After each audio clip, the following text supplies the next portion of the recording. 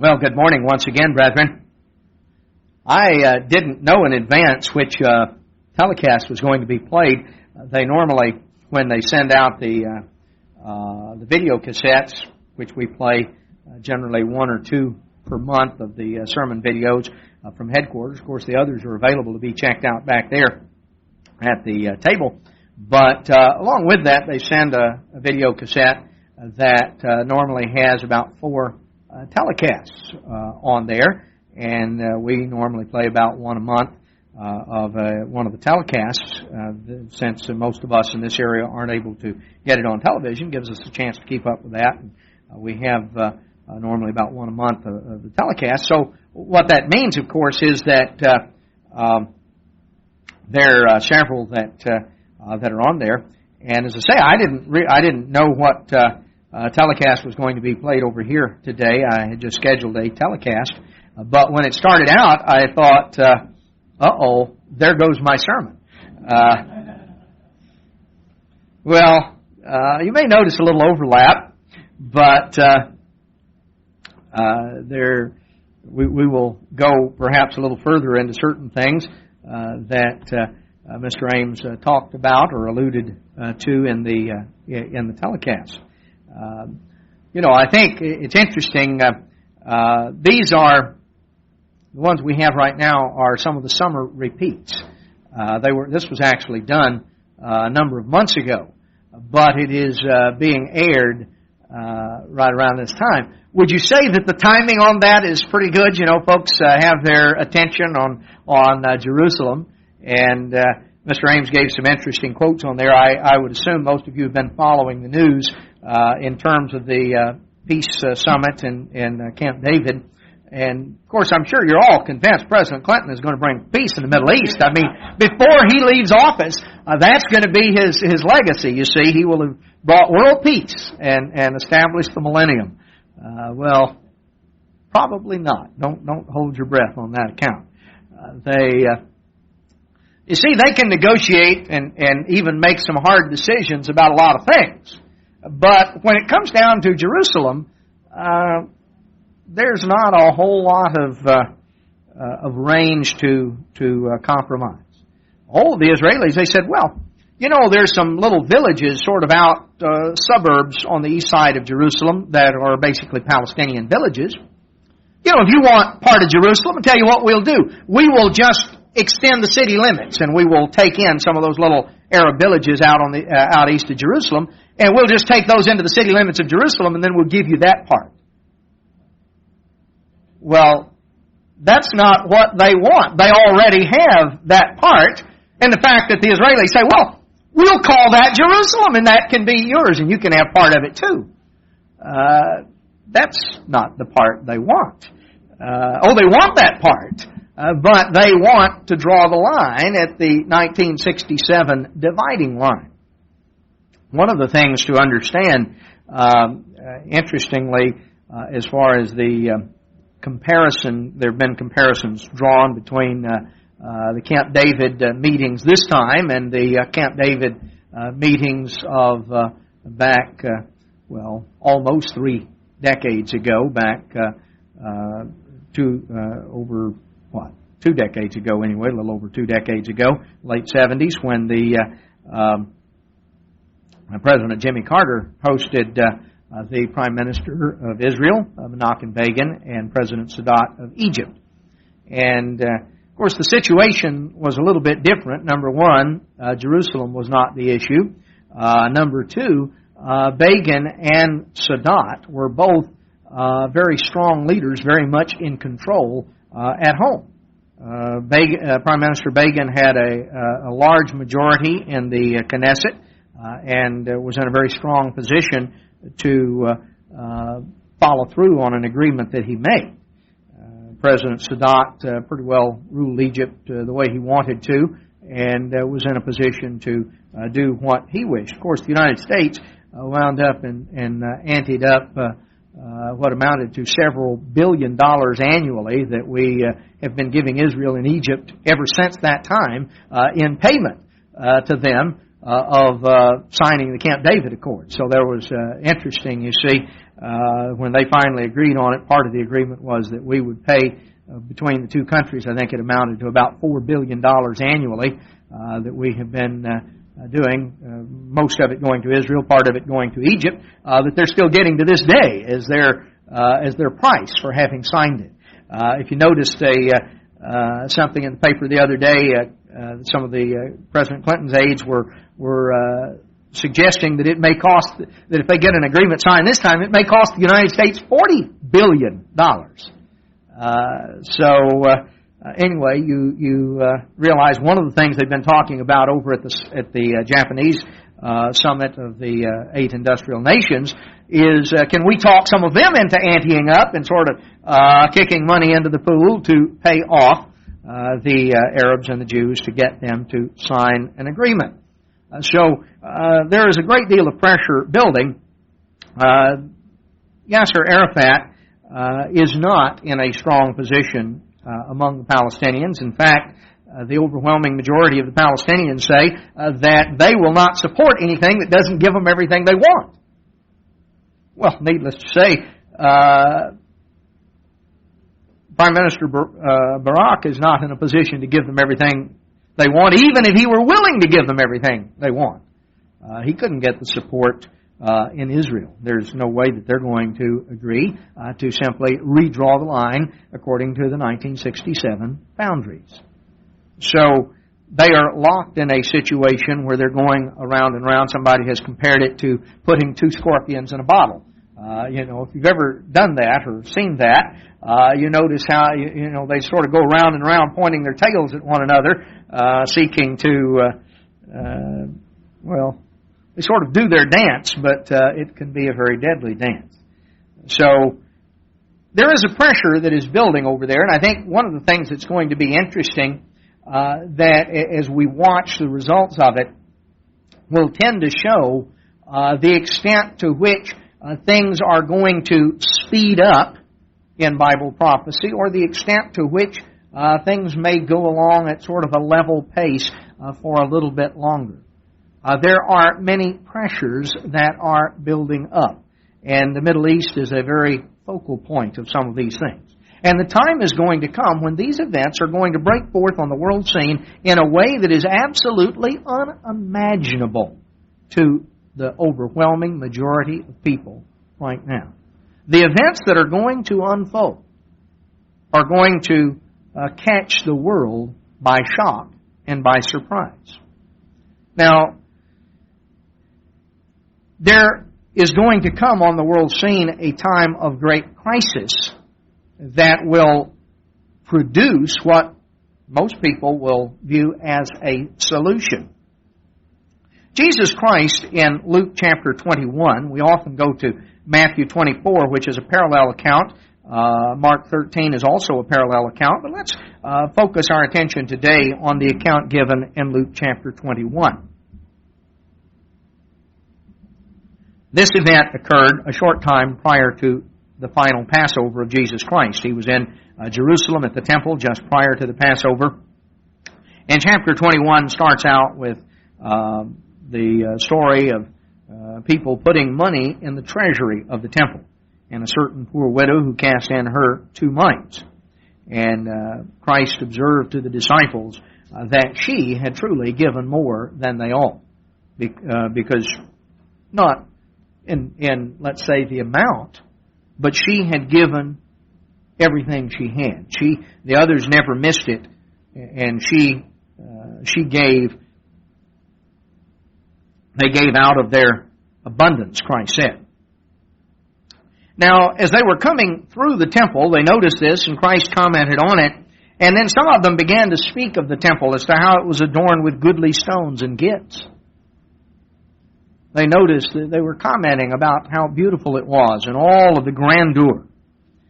And as for these things, Jesus said, as for these things which you behold, the days will come, verse 6, in the which there shall not be left one stone upon another that shall not be thrown down. Well, that was a remarkable statement. They looked at a great, grand, massive building. The temple complex covered almost 40 acres. about 37 acres actually. Herod had built up a retaining wall. When you hear about the Wailing Wall or the Western Wall, that was not actually the wall of the temple. That was a part of the retaining wall that Herod had built up to expand the Temple Mount. He almost tripled the size of the Temple Mount. What they did was, it's very steep country. If you've ever seen much pictures, I don't know, some of you may have even been to Israel on the at the feast time or something, but you see that the terrain is very rugged. It's very hilly. And so what Herod did was he built this massive retaining wall. They hauled in rocks and dirt and leveled it out to expand the area of the Temple Mount, and then paved on it. And he expanded the buildings, built up the walls and the porches and all sorts of things. So this was a part of the overall temple complex. He greatly expanded it, made it possible for multiple tens of thousands more people to actually be in the temple complex and the courtyards at the same time by building this retaining wall and expanding out the top of the Temple Mount. It was a massive engineering project, as you can imagine, and so it is a part of that. The part of the ancient retaining wall of the Temple Mount is what is still standing there from that time. All of the buildings and everything that was a part on top was destroyed, but the retaining wall there, that western wall that Herod built, is still there. Of course, the Arabs have come in and have built new buildings on top of the Temple Mount. But all of the things that they saw in terms of the temple complex, the temple itself and all of the various courtyards and areas for the priests and areas for storage and porches and all of the things that adorned the top of the temple, all of those things were destroyed, just as Jesus said. Well, they ask him in verse 7, saying, Master, when shall these things be? What sign will there be when these things shall come to pass? So they were taken aback and they wanted to know. He said, Take heed that you be not deceived, for many shall come in my name, saying, I am Christ, and the time draws near. Go you not therefore after them. Now what we find is you put the account in Luke 21 together with the one in Matthew 24. The full question they ask is recorded in Matthew 24:3. Tell us, when shall these things be, and what shall be the sign of your coming and of the end of the age? So they telescoped together two different things. The destruction of the temple and the return of Jesus Christ to this earth. Now, what we find is that the destruction of the temple was to be, and the destruction of Jerusalem was a type of an event that was going to come in the future. Just hold your place. We're going to come right back to Luke 21, but let's go back to the book of Ezekiel. And we'll notice here in Ezekiel chapter 4. Now, Ezekiel, remember, was a Jewish captive in the area of Babylon. And northern Israel, the northern kingdom, had been taken captive well over 100, about 130 or 40 years earlier, about 130 years earlier than the events recorded here in Ezekiel 4. They had been taken captive by the Assyrians and settled up in the northern area, sort of between the Black and the Caspian Sea. That was the house of Israel. Now notice Ezekiel was told in Ezekiel 4, here he is a Jewish captive, taken captive by the Babylonians, settled down in southern Mesopotamia in the area near Babylon. And he's told in Ezekiel 4 verse 1, You also, son of man, take you a tile, and lay it before you, and portray upon it the city, even Jerusalem. And lay siege against it, and build a fort against it, and cast a mount against it. Set the camp also, and set battering rams. Now, Ezekiel was told that he was to take a tile, probably just a piece of ceramic tile, or some sort of a paving tile, And he was to use it as the basis of building a little model city. Now, this must have attracted people's attention. They saw Ezekiel working on this thing. It's like, what in the world are you doing? Well, he built a little model of Jerusalem. And he built up, it was like little toy soldiers, and he had, battering rams, and he had all these things set around, a little model portraying the siege of Jerusalem. Now, Jerusalem was laid siege within a very short time, within just a few years of the time that Ezekiel wrote this. Within a matter of 5 or 6 years, Jerusalem had been laid siege and captured and destroyed by the Babylonians. So that was going to happen. That was something that was going to occur. So Ezekiel builds this little model city with depicting the siege of Jerusalem. In verse 3, he was told, "Moreover, you shall take unto you an iron pan, and set it for a wall of iron between you and the city. And set your face against it, and it shall be besieged, and you shall lay siege against it.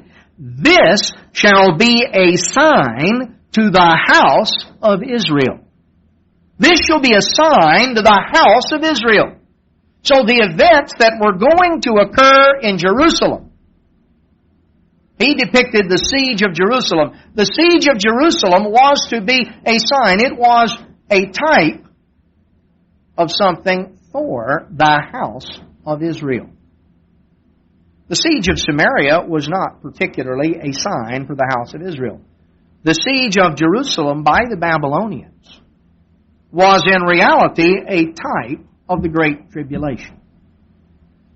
The event that is described, the horrors that are described in the book of Lamentations. Lamentations was written after the death of King Josiah, the last righteous king of Judah. The promise had been made to Josiah that the affliction that was going to come upon the Jewish state would not occur in his lifetime. Josiah died, and within a very short time, there began to be Babylonian incursions and the initial capture of Jerusalem and the beginning of deportations. The three different times when Nebuchadnezzar came to Jerusalem, basically 604, a few years later in 596, and then a few years later in 586. And by 586, he destroyed Jerusalem, burned the temple, destroyed everything. Well, the book of Lamentations was written by the prophet Jeremiah in the aftermath of Josiah's death. It was not written simply as a lament for the man, Josiah, though he was certainly an outstanding king and an outstanding man. But when you go through the book, it is descriptive of the calamities that were going to overtake the nation, and the things that were going to occur. That is described, you see, in the book of 2 Chronicles, chapter 35. That 2 Chronicles 35:25 tells us Jeremiah lamented for Josiah, and all the singing men and singing women spoke of Josiah in their lamentations to this day, and made them an ordinance in Israel. And behold, they're written in the Lamentations. Well, now what Lamentations was made an ordinance, was made a part of Scripture? Well, it was the Lamentations of Jeremiah that are described there. And it goes through and it describes the horrible calamities, prophetically referring not only to the siege of Jerusalem and the destruction of the temple by the Babylonians that occurred a few years after Josiah's death, but those events, as Ezekiel 3:3 shows, or Ezekiel 4:3 shows, those events were a sign to the house of Israel. Now, Jesus Christ, in His day, spoke of what was for them a yet future destruction of the temple, an event that would occur within 40 years of the time Jesus spoke the words, an event that would occur during the lifetime of many people who were then extant. That was an event that was in many ways very much paralleled, very much patterned after the events of 600 years earlier, the destruction by the Babylonians. In fact, interestingly, the two destructions occurred on the exact same day. The exact same day, just about this time of the year. Just about this time of the summer, the 9th of Ab, the 9th day of the 5th month of the sacred calendar. So, the destruction by the Babylonians and the destruction by the Romans. So Jesus described and talked about the destruction of the temple that was going to occur, but in reality, that destruction and the events surrounding it were still a type pointing to the things that preceded His return to this earth. So all of the events historically of the destruction of Jerusalem serve as a sign to the house of Israel and are a type of the events that we are going to go through and experience in this nation and in Canada and in Britain in the modern house of Israel. Now Jesus, let's go on in Luke 21. Jesus talked about those who would come in His name. Who would come in His name, preaching a false Christianity. A false Christianity. They will come in my name.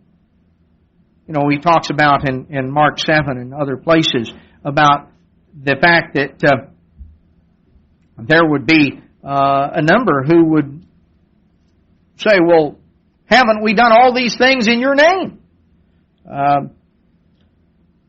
Matthew chapter 7, 22 says, many will say unto me in that day, Lord, Lord, haven't we prophesied in your name, and in your name cast out demons, and in your name done many wonderful works? Jesus said, yes, many will come in my name. People claiming to do all sorts of things, but not everyone that comes in the name of Christ really represents Jesus Christ. Mark 7 and Matthew 7 make that very plain. Matthew 7 talks about false prophets. And how do you know? Well, you know them by their fruits. Jesus says to those who profess His name and yet do not obey what He said, depart from me, you workers of iniquity, I never knew you. Depart from me, you that work iniquity, you that practice lawlessness. I never knew you. Well, Luke chapter 21, he talks about in verse 8, false prophets. And in verse 9, when you shall hear of wars and commotions, don't be terrified. These things must first come to pass. The end is not by and by. It's not immediately.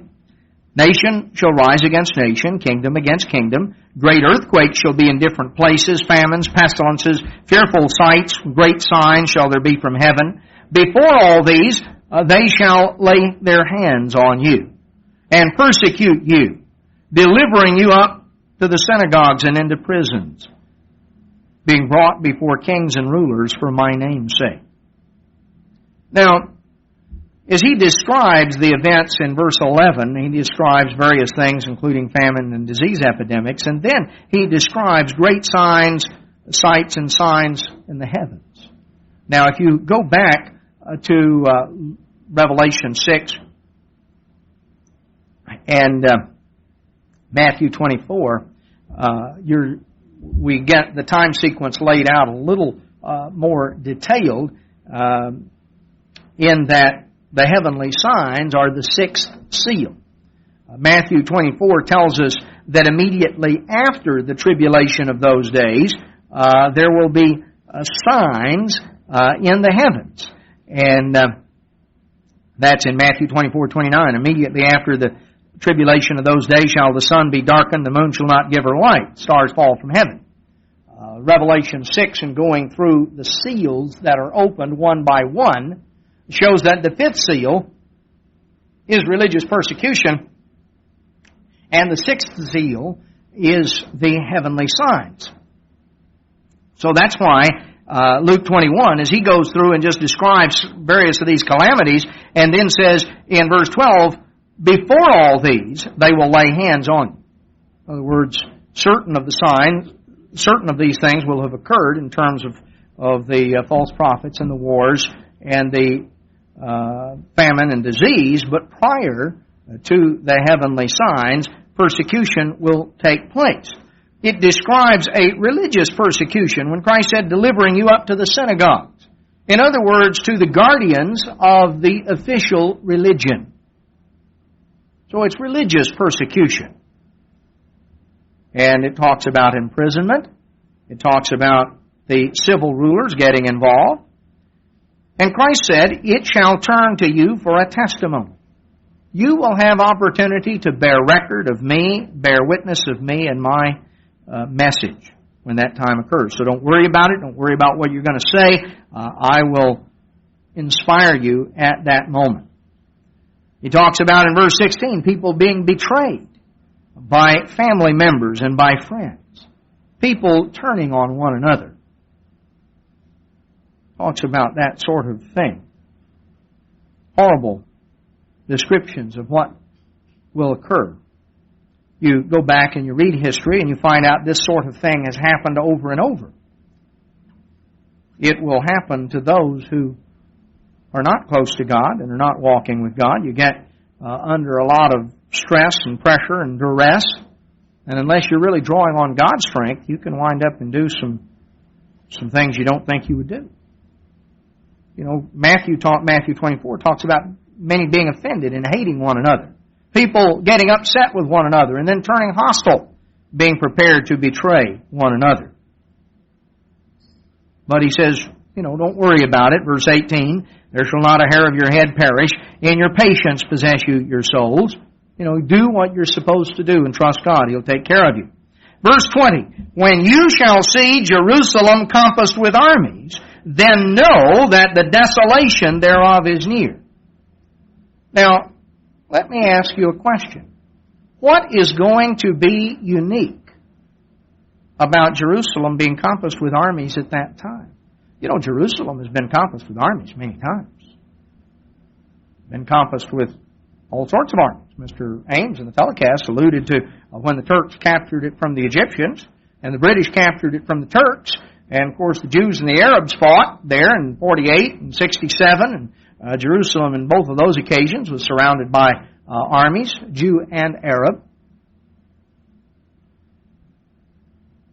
Jerusalem has been encompassed with armies many times. It hasn't always been destroyed by those armies. Sometimes it's simply been captured. That was destroyed by the Babylonians and by the Romans. But what is it Christ is talking about? When you shall see Jerusalem compassed with armies, then know the desolation thereof is near. Then let them which are in Judea flee to the mountains. Let them which are in the midst of it depart out. Let not them that are in the countries enter thereunto. For these are the days of vengeance, that all things which are written may be fulfilled. This is it, he says. Woe to them that are with child, those that have little tiny infants in those days. It's going to be very, very difficult because there will be great distress in the land and wrath upon the people. When times are hard and difficult. Who is it the hardest on? Well, certainly, little tiny children, mothers who are, expectant mothers or mothers that have little babes in arms. It's going to be a very, very difficult time.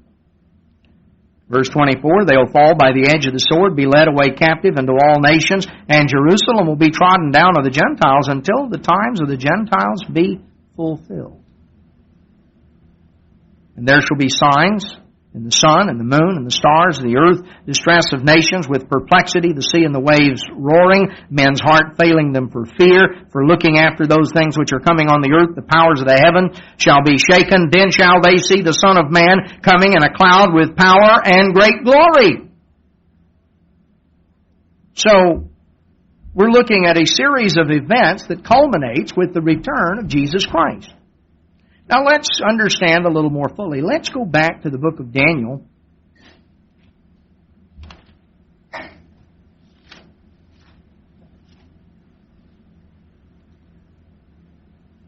Daniel chapter 11. We will pick the story up. The kingdom of Babylon had fallen. In fact, the city of Babylon had been captured, and Cyrus had placed Darius the Mede on the throne of Babylon.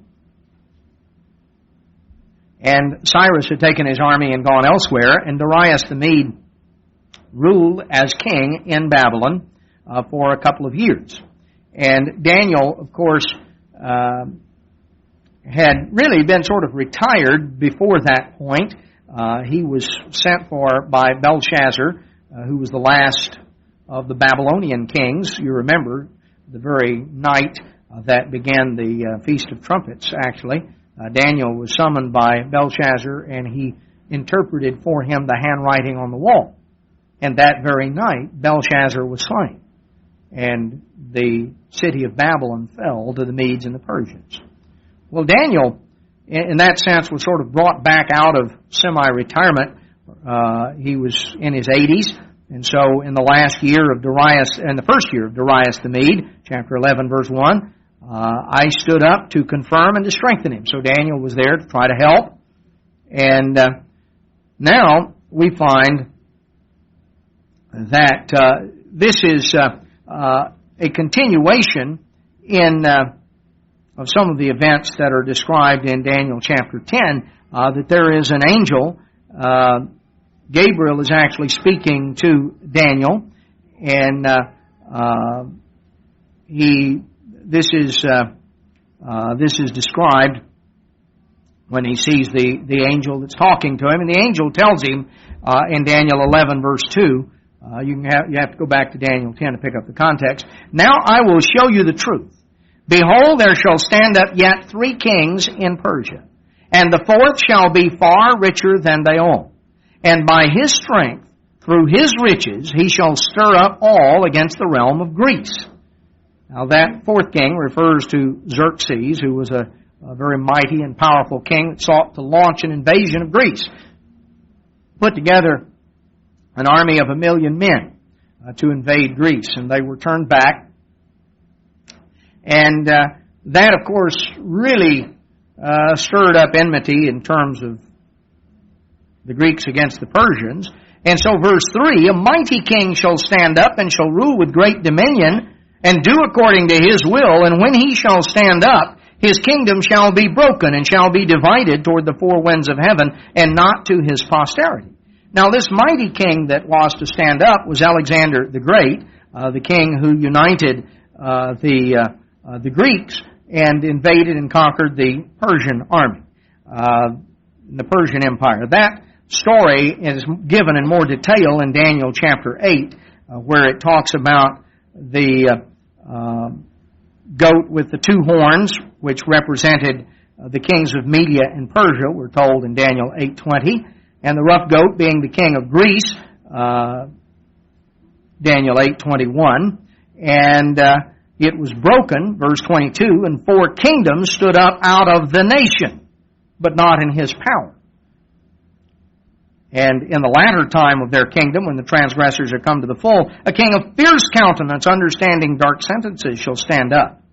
So we find that it's specifically identified in Daniel 8 that we're talking about Greeks and the Persians, and this great king, this mighty king of Greece that would stand up and be the first leader there, and yet he would be broken, he would die, and his kingdom would be divided among 4 of his generals. And that, of course, happened historically. Alexander died, and within a matter of a few years, 4 of his generals had divided his empire among themselves. It was still a Greek empire, Greek religion, Greek culture, Greek language, but there were 4 different kings.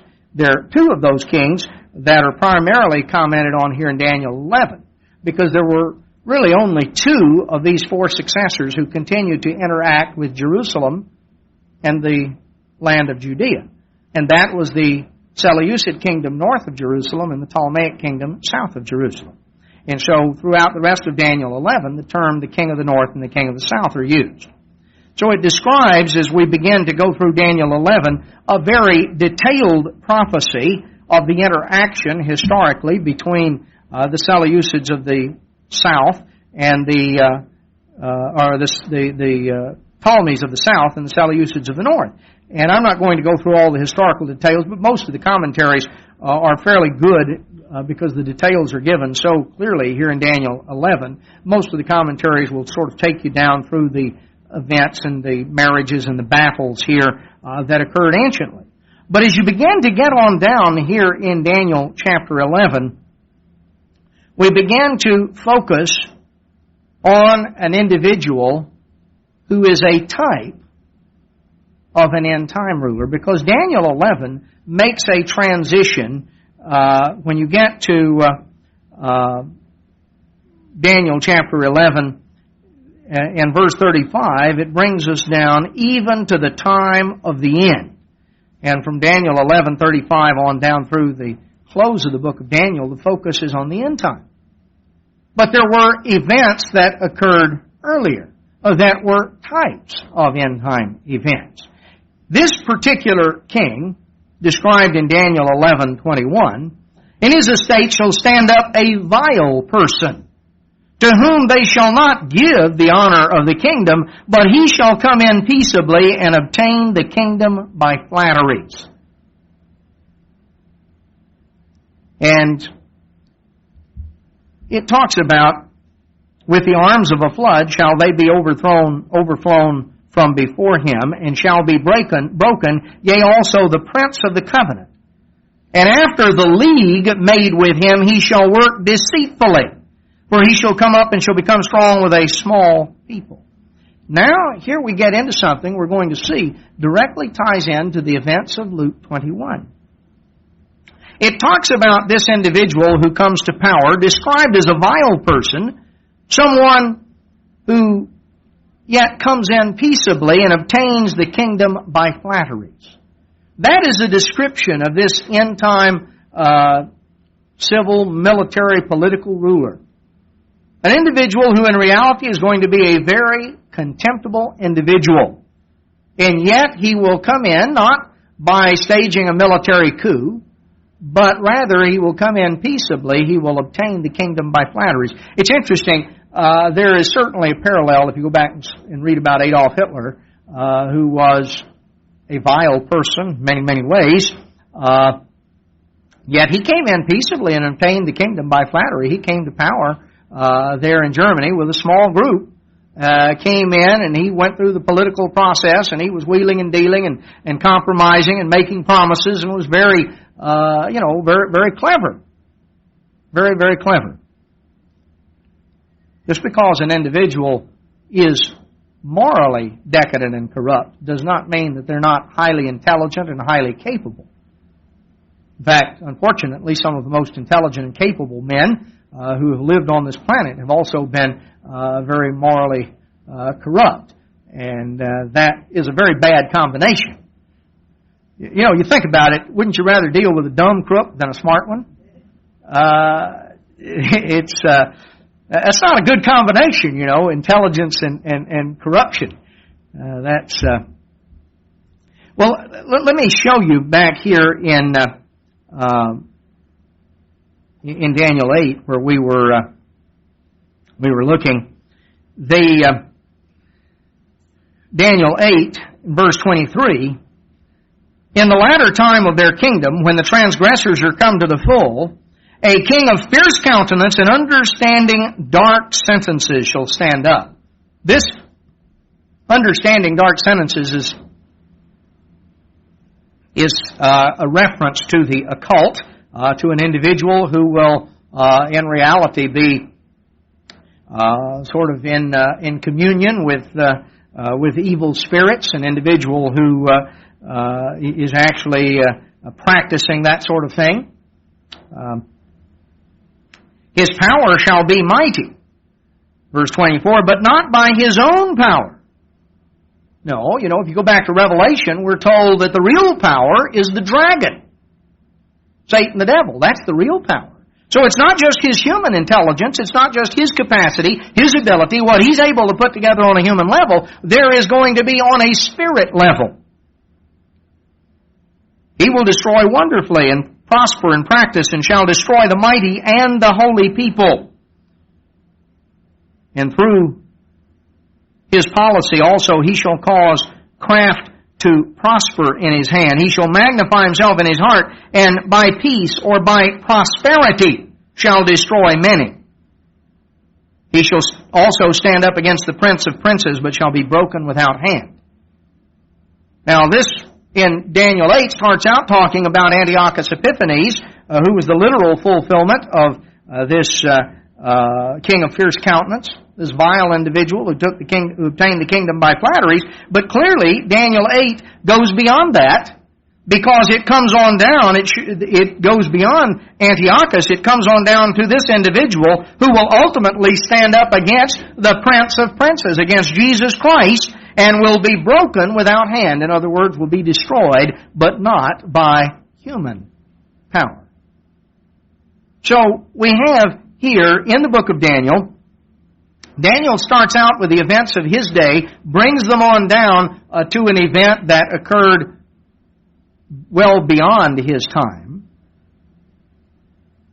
but an event that was a type of end-time events, and a certain individual who was a type of this final end-time individual called the beast in the book of Revelation, this king of fierce countenance, this individual. But now notice what we're told here in Daniel 8, and we'll go back and compare it with Daniel 11, that through his policy, verse 25, he shall cause craft, various strategies to prosper, and he will bring in prosperity. Well, Daniel 11 tells us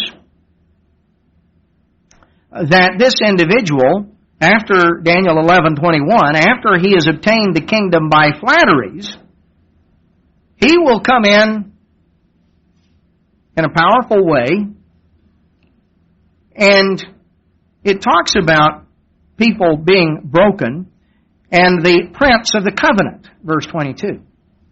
Well, the historical fulfillment of that, under Antiochus Epiphanes, the high priest was certainly the prince of the covenant. He was the one who was the leader of those who were following the covenant. He was the prince of the covenant. Verse 23 of Daniel 11 talks about a league being made, a treaty being made. But after that treaty is made, he shall work deceitfully. He will come up and shall become strong with a small people. He shall enter peaceably even into the fattest places in the province. He shall do that which his fathers have not done, nor his fathers' fathers. See, he shall, in the end, notice the end of verse 24, shall forecast his devices, his strategies against the strongholds for a time. He shall stir up his power and his courage against the king of the south with a great army. The reality is, what is being described is a peaceable entry into the land of Israel. An individual who makes a league, who makes a covenant, who enters into an agreement. And yet, he's not a keeper of his word. He's not an individual who's going to keep the league or the agreement that he made. No, he will work deceitfully after he's done that. But he will come in and he will establish himself. He will be viewed as a friend, as one who is a bringer of peace. He will establish a league, but will, in the aftermath, work deceitfully. He will enter in peaceably. You see, Jesus said in Luke 21, when you see the armies encompassing Jerusalem, then know that the desolation thereof is near. Let those that are in Judea flee to the mountains. Brethren, if the armies that are encompassing Jerusalem are outwardly hostile armies, you know, somebody's coming and the bombers are coming in and the tanks are shooting out their great big mortar shells and troops are all around and they're converging. You don't need to look in the Bible to figure out that the desolation thereof is near. They're about to blow the whole place up, and you see them coming. If the armies are hostile and are shooting as they come, number one, you know the desolation thereof is near, and number two, it's a little bit late to flee to the mountains.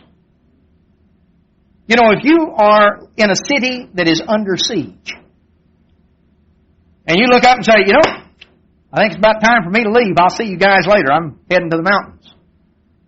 If one bunch doesn't shoot you, the other one will. Either the ones in the city will shoot you as a traitor, or the ones on the outside who are attacking, you'll be killed as you come out. You see, Jesus Christ wasn't simply stating the obvious. When you see the armies attacking, know the whole place is about to be destroyed. No, Jesus Christ was telling you something, was telling us something that would not be clearly obvious unless we were told. Because this individual will have made a league.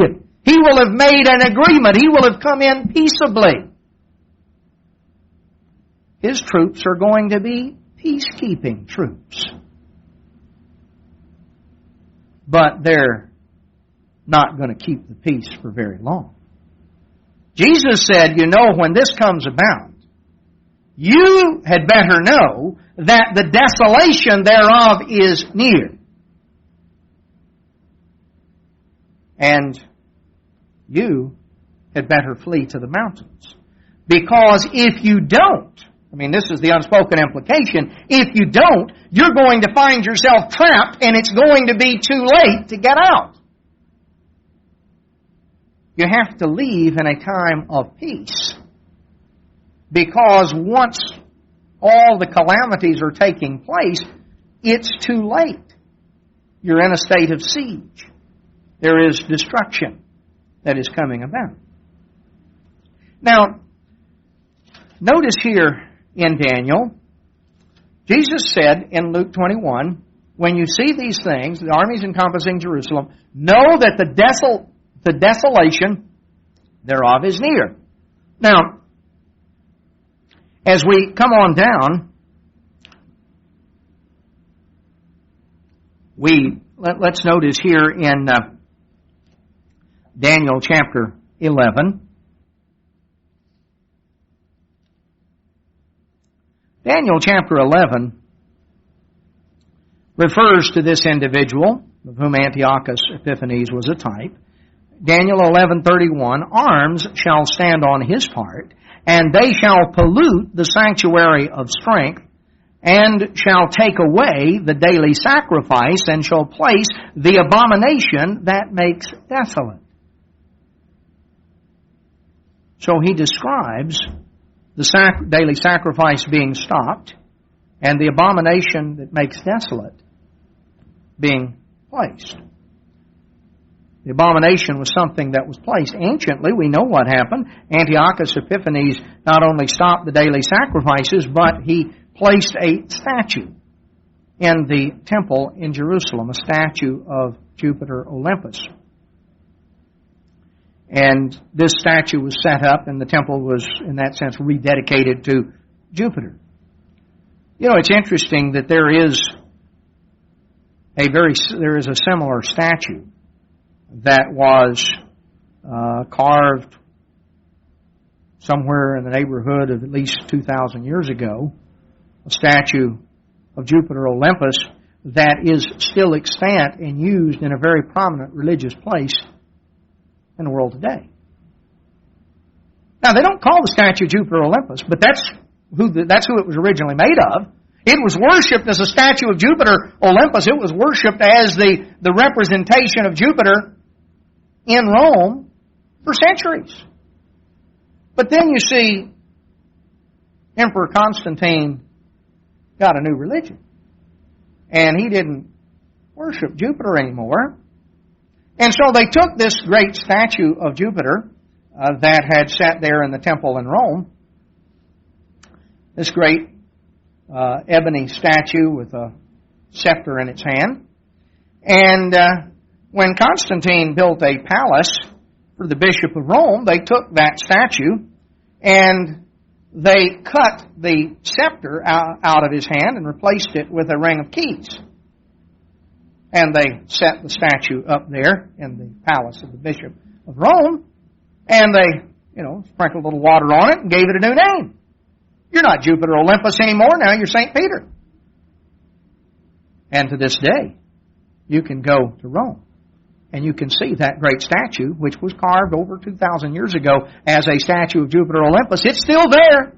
It's still extant. The only part of it that's missing is the big toe. It has been worn flat by the millions of people who've come through and have kissed it. Literally, over so many centuries, the toe there has just been worn away. People come through, and they stop and bow and kiss the toe of the statue. Well, if you run, however many million people have run through there, it's a wonder the foot is left, much less just the toe sort of worn off. It's very interesting because it was a very similar statue that was actually set up in the temple in Jerusalem in 167 by Antiochus Epiphanes. The daily sacrifice was stopped, and the abomination, that was specifically the abomination that was placed there, this great religious statue. All right, Daniel chapter 11 goes on through it, describes that. Now, notice as we come on through Daniel chapter 12, talking about a time when the archangel Michael will stand up. Chapter 12, verse 1, a time when there will have been a time of trouble such as never was since there was a nation, a time when those that are asleep will awake. Verse 2, a time when the righteous will shine, verse 3, as the brightness of the firmament. See, that's the time of the end.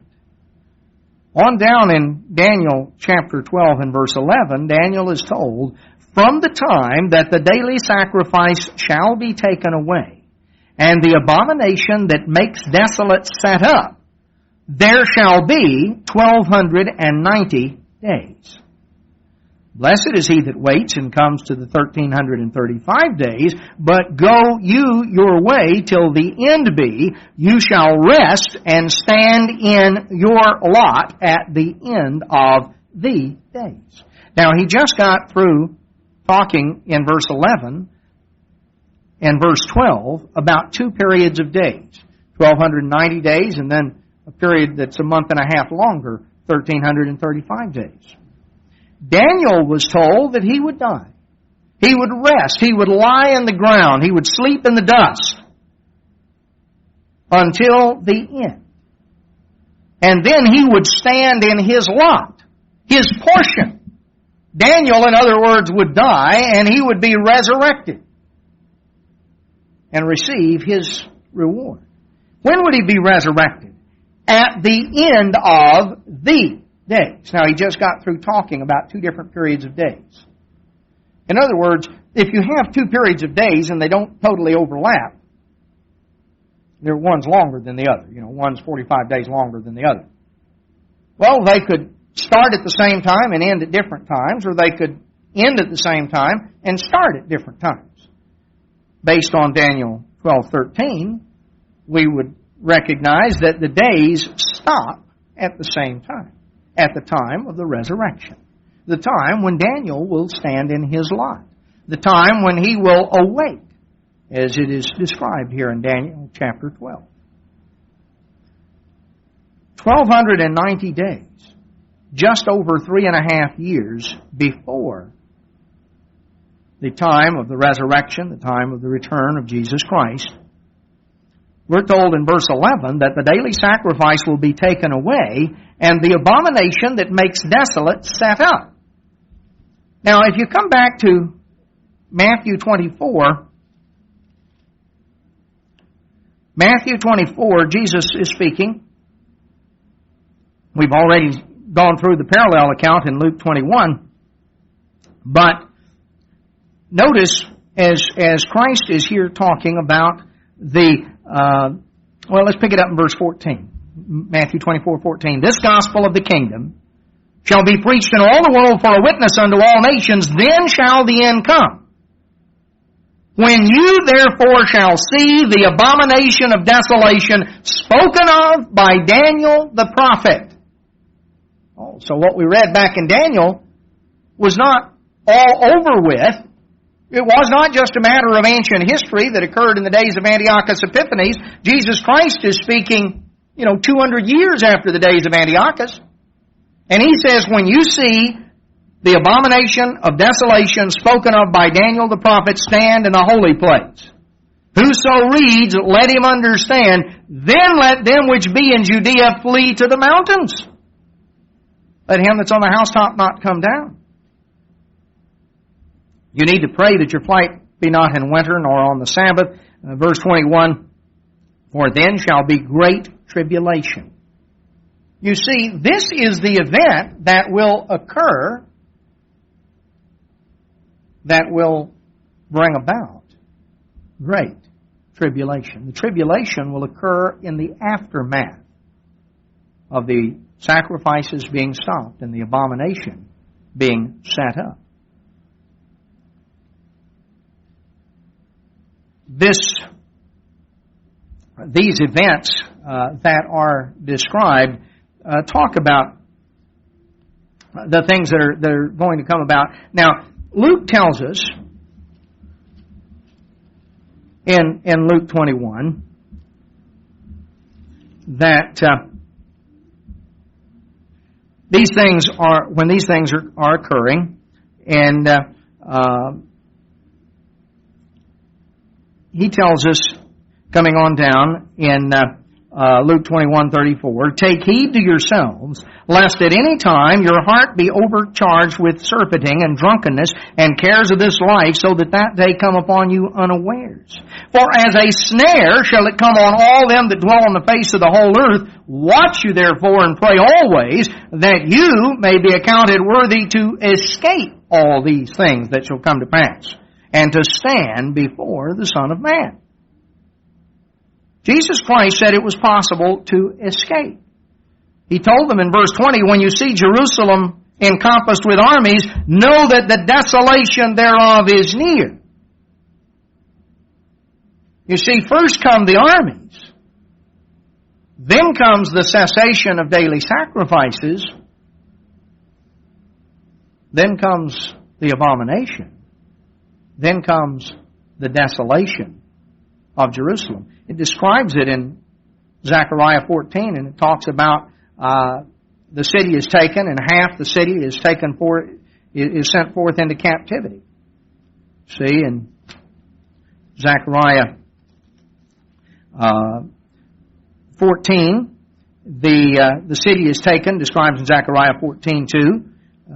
Half the city will go into captivity.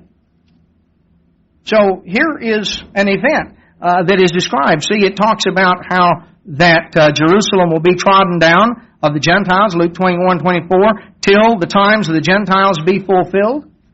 Well, Revelation 11 says, Revelation 11 verse 2 talks about that the holy city, latter part, the holy city shall they, the Gentiles, tread underfoot 42 months. 42 months is 1,260 days. It's exactly 3.5 years.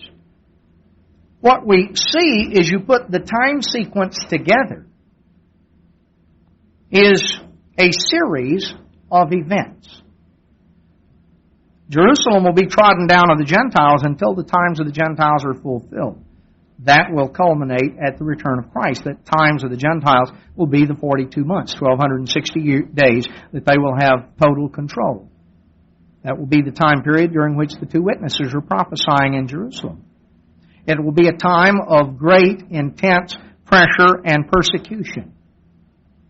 But Jesus told His disciples to be on the lookout for certain events that they might flee before that desolation occurs. He warned them in the latter part of Luke 21 to be spiritually alert so that they would not be taken by surprise. Watch and pray always that you may be accounted worthy to escape. It is possible to escape these horrendous events that are going to be poured out. Those who are spiritually alert, those who are close to God and walking with God, that escape is described in Revelation chapter 12. Revelation chapter 12, it describes here the time when the series of events. It begins back in the time of ancient Israel. Well, it starts actually back at the time when it talks about ancient Israel personified as a woman, the church. In verse 5, she brought forth a man-child who was to rule all nations with a rod of iron. The child was caught up unto God, to his throne. It's talking about the first coming of Christ and his ascension to heaven. And then the woman, the church, continuation right on. The church in the Old Testament, the church in the New Testament, is just a continuation of the church. Fled into the wilderness. And there was a period historically of 1,260 years during which the church was basically in very remote, out-of-the-way places and was away from the center of events. Then that period throughout the medieval time. Then in verse 7 it describes a war in heaven. And this is an end-time event because if you're just going through the sequence in Revelation 12, Satan and his demons, the dragon and his angels, were cast out. Their place was not found anymore in heaven. They were not allowed access any longer. Satan does have certain limited access. You can read in the book of Job about that. He's the accuser of the brethren who accuses them day and night, but there is coming a time when that access will be totally denied. Great dragon was cast out, verse 9, that old serpent called the devil and Satan. He was cast out into the earth. Then, as we come on down, it says, verse 12, Rejoice, you heavens, but woe to the inhabitants of the earth. The devil is come down, having great wrath, because he knows he has but a short time. He knows it's almost over. And when the dragon saw that he was cast unto the earth, he persecuted the woman, speaking of the church, and to the woman were given 2 wings of a great eagle, that she might fly into the wilderness, into her place, where she is nourished for a time and times and half a time, 3.5 years, from the face of the serpent. The serpent cast out of his mouth water as a flood after the woman, but the earth helped the woman, verse 16, swallowed up the flood. The dragon was wroth with the woman, verse 17, went to make war with the remnant of her seed, which keep the commandments of God and have the testimony of Jesus Christ. So there is a remnant who have the truth, who are left behind, undoubtedly described in Revelation 3 as the church at Laodicea, which is not rebuked for a lack of truth so much as a lack of zeal and commitment. They're rebuked for having a very complacent, self-satisfied attitude. It's not enough just to know the truth. More fundamentally, there are issues of the heart. Sometime back a number of years ago, as certain events happened, many people thought, what was important was if you knew the truth. Well, knowing the truth is important. Holding on to the truth, that's very important. But we're not only tested in terms of knowledge of the truth and of doctrine. We're also tested in areas of faith, areas of humility, areas of love. Faith, hope, and love, these 3, the greatest of them is love. All of these areas are areas of test. And so we find described here a series of events. As you put the story together, I think what we see is this mysterious number of this 1,335 days mentioned in Daniel chapter 12. That may very well be the time when, prior to the That may very well be the time when armies are peacefully surrounding Jerusalem, when events are there that 45 days later are going to come to a grinding halt, because what happens 45 days after that? Well, the daily sacrifice is stopped, which sets in motion a sequence of events that results in Jerusalem being taken and actually people deported, taken into captivity, the destruction of the house of Israel, all occurring over the course of the next month. What we find is that Christ gave warnings. And He talked about the fact that these things were going to occur, calamitous events were going to occur. And He said, the real key is to don't go to sleep spiritually. Watch. Be alert.